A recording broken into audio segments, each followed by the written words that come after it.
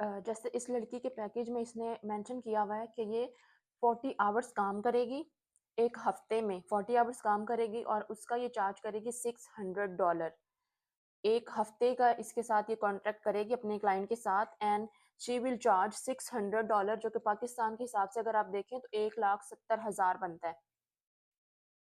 Video में मैंने आपको बताया कि अगर एक student as a virtual assistant काम करता है तो वो कौन सी बेसिक स्किल्स हैं जो उनको आनी चाहिए हैं, उसके अलावा वो कितना चार्ज कर सकते हैं और उसके अलावा कि वो क्लाइंट्स कहाँ से फाइंड करेंगे।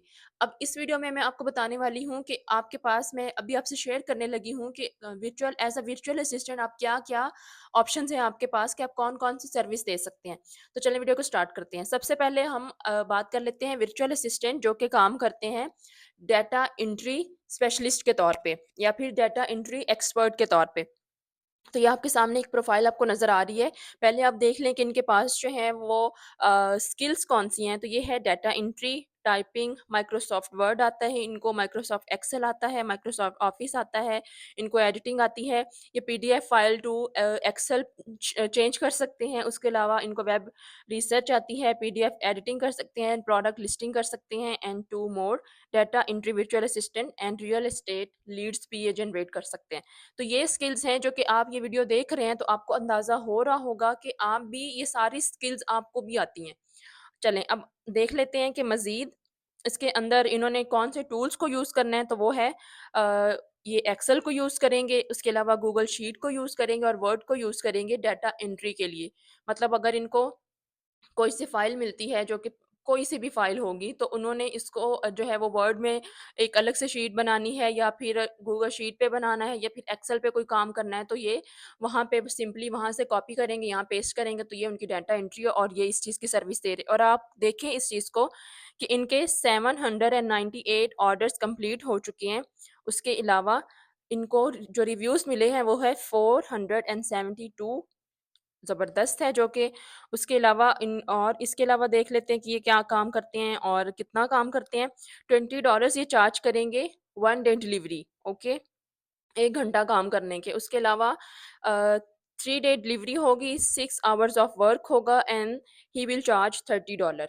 उसके अलावा $50 चार्ज करेंगे, 5 डे डिलीवरी होगी और 10 आवर्स ऑफ वर्क होगा।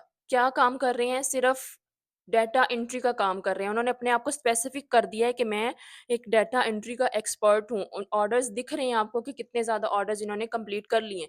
तो आप भी student as a data entry expert काम करके ज़बरदस्त अर्निंग कर सकते हैं। उसके अलावा मैं आपको 1-2 और ऑप्शंस देना चाह रही थी।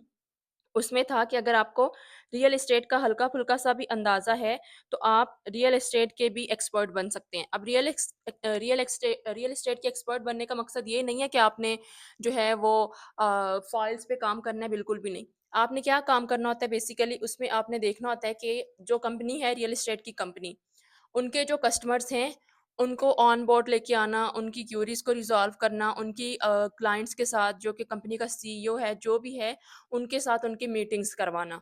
सिर्फ़ इतना, आपको हल्का-फुल्का सा उसका नॉलेज होना चाहिए जो कि कंपनी डेफ़िनिटली आपको कुछ ना कुछ उसके नोट्स भी प्रोवाइड कर देगी कि अगर हमारा जो कोई कस्टमर है वो ये क्वेश्चन पूछता है तो उसका ये जवाब देना है और इस तरह और इस तरह।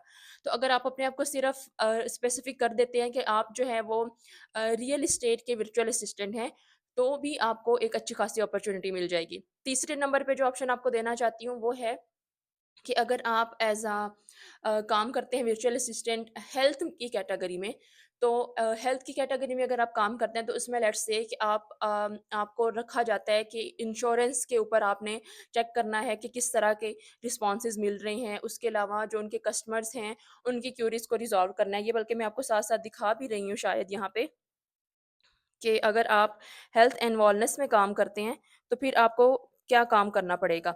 तो ये साथ-साथ आप देख भी सकते हैं कि अगर आप हेल्थ एंड वेलनेस में काम करेंगे, नहीं बस यही मेक श्योर करना होगा कि आपके जो कस्टमर हैं, उनको जिस टाइप की इन्फॉर्मेशन चाहिए है किसी इंश्योरेंस को लेके या किसी और पॉलिसी को लेके, तो आपने सिर्फ़ उनको उतनी जो है वो इन्फॉर्मेशन प्रोवाइड करनी है और जितने लोगों ने डेली बेसिस पे कॉन्टैक्ट किया होगा, उनकी लिस्ट आपने बनाते जाना है, उनके कॉन्टैक्ट्स नंबर होते हैं या ईमेल्स जो भी वो चीज़ प्रोवाइड करें और यही at the end of the day या at the end of the contract आपने अपने क्लाइंट को प्रोवाइड कर देना होता है। ये 3 चीज़ें हो गई, बाकी मैंने पिछली वीडियो में ऑलरेडी ज़िक्र कर लिया था कि अगर आप ईमेल मैनेजमेंट मैनेजमेंट में आते हैं, तो ईमेल मैनेजमेंट में आपने सिर्फ़ अपने क्लाइंट्स की टॉप प्रायोरिटी की ईमेल्स को अलहदा करना होता है और उनको वही eight the end of the day या फिर eight the end of the contract provide कर देना होता है और फिर आपको उसका पे कर दिया जाता है। एक और आपको बोनस के तौर पे बता देती हूँ, जिसमें ट्रैवल मैनेजमेंट होती है कि क्लाइंट्स जो हैं वो आपको हायर करते हैं कि वो जिसमें उन्होंने ट्रिप्स जो प्लान करने होते हैं, उसको आपने मैनेज करना होता है। लेट्स से कि टिकट्स बुक करवा दी, उसके अलावा होटल्स की बुकिंग कर दी, उसके अलावा जो है उनका पिक एंड ड्रॉप अरेंज कर दिया। तो इस तरह के भी काम हैं इस दुनिया में जो कि आप करके बहुत ज़बरदस्त अर्निंग कर सकते हैं। मज़ीद अगर आपको मज़ीद जानना है कि और कौन से काम हैं तो मुझे कमेंट करके बता दें और मैं जो है वो एक लिस्ट मेरे पास पड़ी हुई है, मैं उस पे वीडियो नहीं बनाना चाहती। तो जो-जो आप मुझसे पूछेंगे कमेंट में अगर कि और कौन से टाइप के काम हैं जो हम कर सकते हैं, अगर आप ये ना करना चाहें तो वो मैं आपको सेंड कर दूँगी।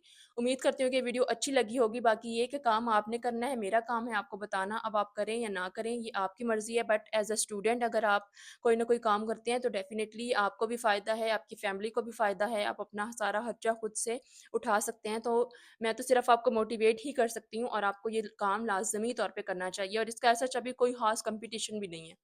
तो मिलते हैं नेक्स्ट वीडियो में। Thank you so much for watching.